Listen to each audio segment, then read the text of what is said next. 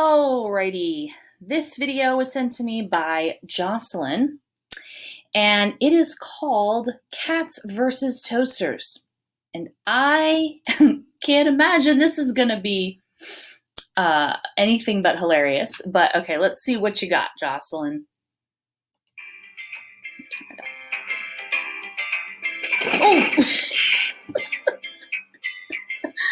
Oh! Oh.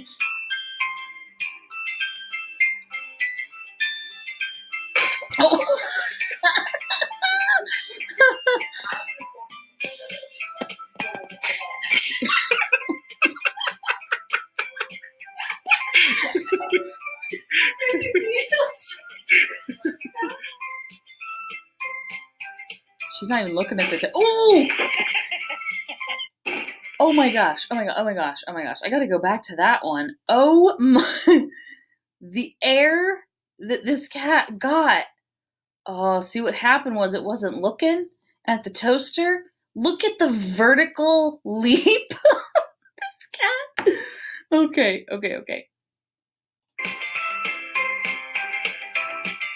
Oh my god.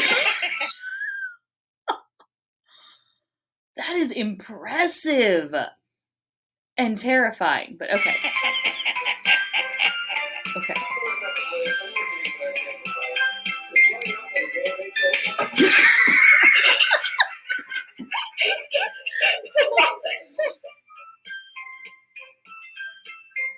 Well, she's trying.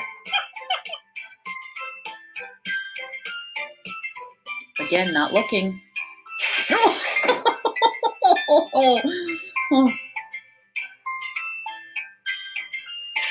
Oh my gosh. How do they do it, you guys? How do they get that kind of air?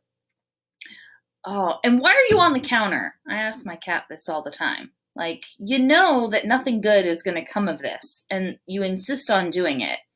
And you mess with the toaster with your paw, you little batting at it. They bring it on themselves.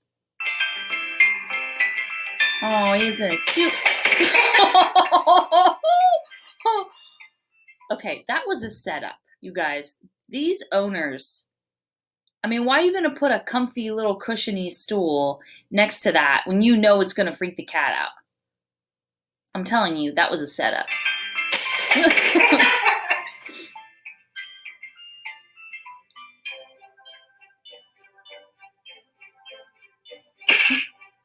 See, that one wasn't so bad.